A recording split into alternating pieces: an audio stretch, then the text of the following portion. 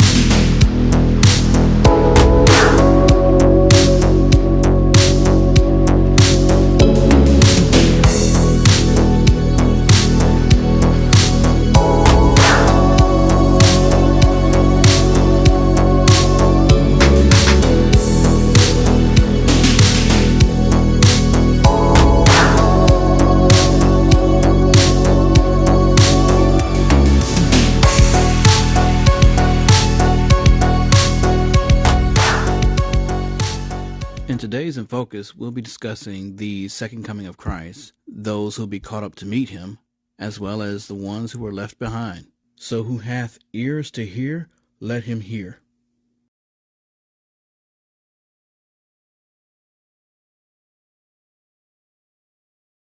We begin with Matthew 24:15 through 28.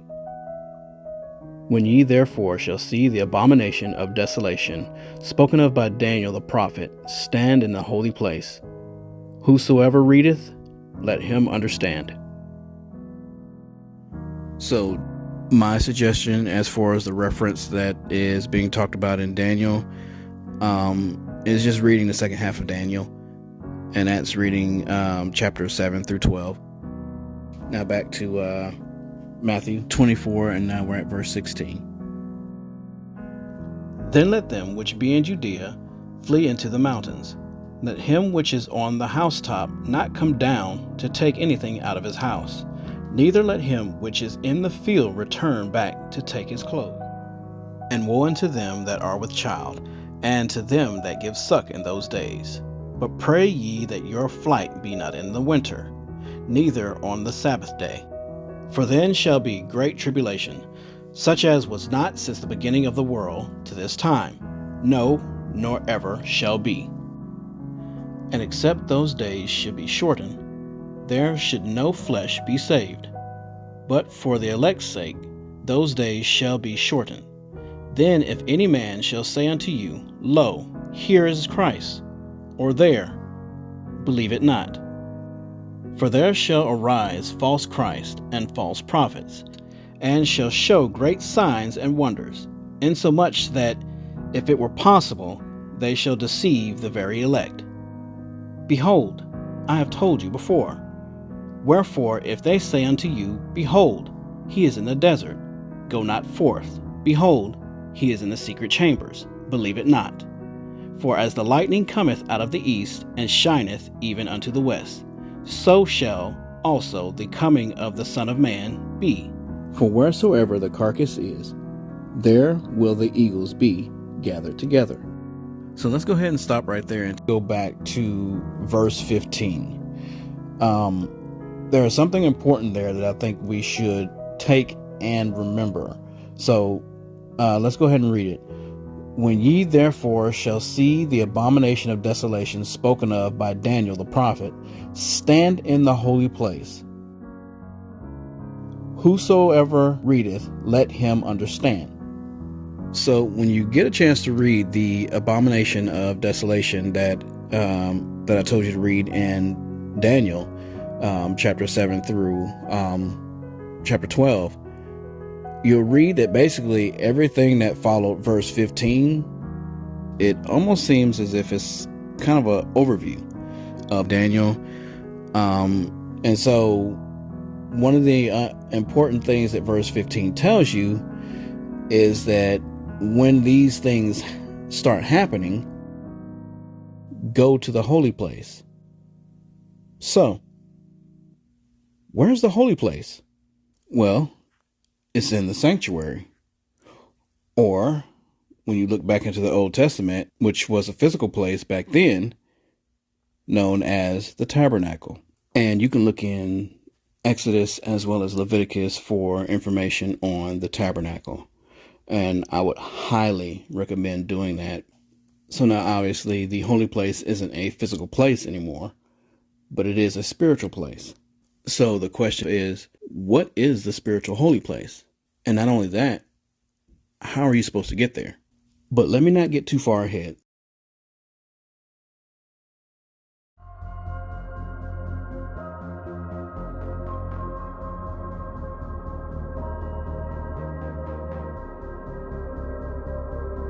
Let's go ahead and continue reading from verse 29. Immediately after the tribulation of those days shall the sun be darkened, and the moon shall not give her light, and the stars shall fall from heaven, and the powers of the heavens shall be shaken.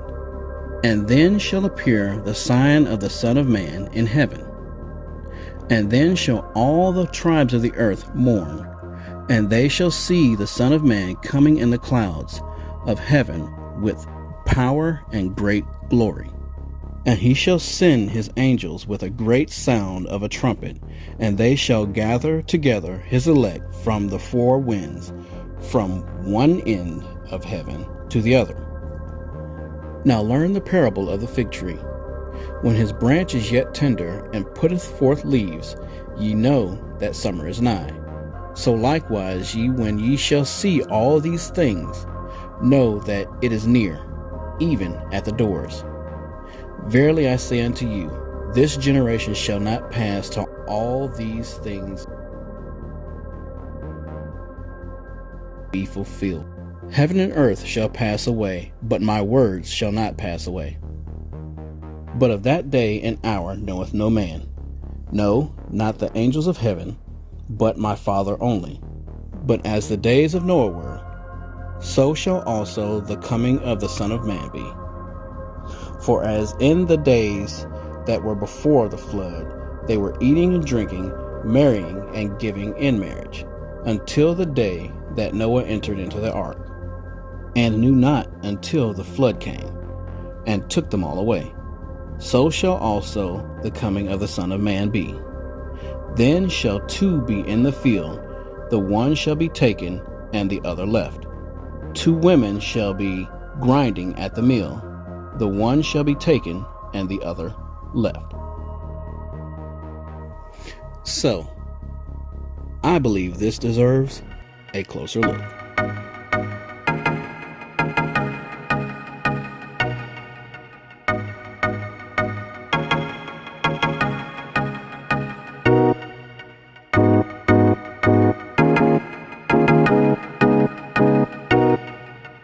So, let's unpack what we just read.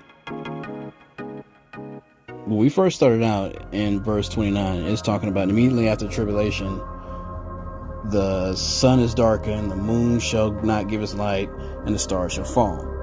Those are the three natural lights of this world. The sun, the moon, and the stars. They're all gone. And after that, then you have the sign of the Son of Man coming. And when you read Revelations and some of the other places where it talks about him coming, you know that's the shout of the archangel, the sound of the trumpet, the announcing of the king. And then you see him coming in the clouds in power and all his glory. Take a second and think about that. Go back to Genesis 1. In the beginning, God created the heavens and the earth. And the earth was without form and void, and darkness was on the face of the deep. And God said, let there be light. And there was light. So, just like the world was made without any natural light, you had God being the light, the world is also being unmade, all the natural light being taken away, and then you have the spiritual light of God coming forth. That speaks to the world coming to an end, that speaks to the death of the world, which comes, of course, after the 1,000-year reign of Jesus, who is the light at that time of the world. So back to Jesus coming in the clouds in all glory and power, and him sending out his angels to gather his elect from the four winds. He makes a reference to the days of Noah. So let's actually go back to the days of Noah. And not just the days of Noah, because even in some of the other scriptures where it's talking about the coming of the Lord, he also references the time of Lot at Sodom and Gomorrah. So let's take a look at some of the major things that happened during the days of Noah. So we know, first off, that Noah was called to make an ark, and his family helped him out. He gathered animals, and once the ark was finished, him and his family went into the ark, and God closed them in. And then the flood came. He didn't know how long he was going to be on there for. He didn't know when the rain was going to come. But they went on the ark and they were shut in. They sat on the ark for 7 days. So this was a place that God set aside for him. So let's take a look at some of the similarities between the times of Noah and what's to come with God's elect. Let's go ahead and go to Genesis 6, 8 and 9. And it reads, "But Noah found grace in the eyes of the Lord. These are the generations of Noah. Noah was a just man, perfect in his generation, and Noah walked with God." And let's also turn to Genesis 7, 1. "And the Lord said unto Noah, Come thou and thy house into the ark, for thee have I seen righteous before me in this generation." And there it is. Noah was saved because he was just. What does just mean? Righteous. You need to be righteous. Now, we're going to go on over to look at Abraham and Lot's story with Sodom and Gomorrah. And so when we turn to Genesis 18, I guess starting at verse 16, we look at the account of Sodom, and we look at Abraham pleading for God to spare Sodom. And what he's asking for him to spare are the righteous. If there are so many righteous there, would he spare the city? And so the Lord said, yes, if there are righteous there, if there are that many righteous there, he would spare a place for them. And so when you read through that, and I most definitely recommend go ahead and reading through that yourselves, but I'm going to actually start at Genesis chapter 19, verse 1. "And there came 2 angels to Sodom at even, and Lot sat in the gate of Sodom. And Lot, seeing them, rose up to meet them, and he bowed himself with his face toward the ground. And he said, Behold, now my lords, turn in, I pray you, into your servant's house, and tarry all night, and wash your feet, and ye shall rise up early, and go on your ways. And they said, Nay, but we will abide in the street all night. And he pressed upon them greatly. And they turned in unto him, and entered into his house. And he made them a feast, and did bake unleavened bread, and they did eat. But before they lay down, the men of the city, even the men of Sodom, compassed the house round, both old and young, all the people from every quarter. And they called unto Lot, and said unto him, Where are the men which came in thee this night? Bring them out unto us, that we may know them. And Lot went out at the door unto them, and shut the door after him, and said, I pray you, brethren, do not so wickedly.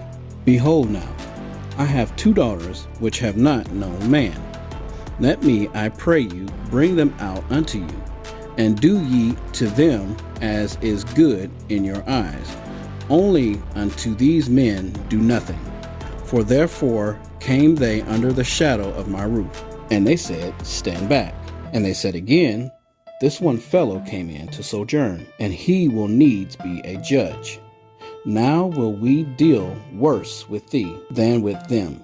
And they pressed sore upon the man, even Lot, and came near to break the door. But the men put forth their hand, and pulled Lot into the house to them, and shut to the door.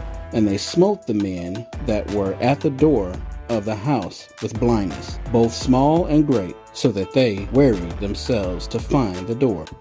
And the men said unto Lot, Hast thou here any besides, son-in-law, and thy sons, and thy daughters, and whatsoever thou hast in the city, bring them out of this place. For we will destroy this place, because the cry of them is waxing great before the face of the Lord. And the Lord hath sent us to destroy it. And Lot went out and spake unto his sons-in-law, which married his daughters, and said, Up, get you out of this place, for the Lord will destroy this city. But he seemed as one that mocked unto his sons-in-law. And when the morning arose, then the angels hastened Lot, saying, Arise, take thy wife and thy daughters, which are here, lest thou be consumed in the iniquity of the city. And so, of course, we all know how the story ends with Lot and his family escaping and the city being destroyed by fire and brimstone. And then Lot's wife turning around and turning into a pillar of salt because she looked back. But the city could have been spared if only there were more righteous there, or if only the people would have heed the word of Lot and turned away from their wicked ways, because the Lord would have honored his word. Not only that, when you go on and think about the story of Jonah and Nineveh, that's the exact same thing. The Lord sent Jonah to Nineveh to tell that city to repent, to turn from their wicked ways. They did, and they were spared. Sodom and Gomorrah didn't, and they were not spared.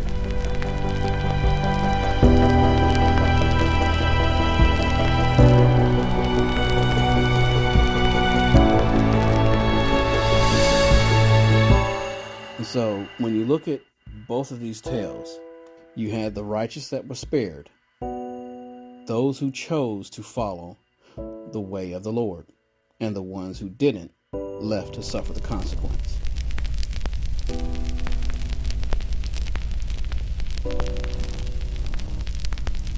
And in both situations, if you see, there was no time for them to realize, okay, I made a mistake. It's going to be hard to try to make it now, but I have a second chance, and I'm going to, fight this hard trial or whatever is going to happen next and barely make it out before God destroys everything. There was no time period for that. It was, you made the decision before the Lord basically was like, time is up. Once he pulls his elect out, once he pulls those who choose to be saved, those who choose to be free out, that's it. There is no time for a second group to come out. It ends there. Those who've made their decision are free, they're freed. Those who choose to receive the wrath, receive the wrath. That is what will happen.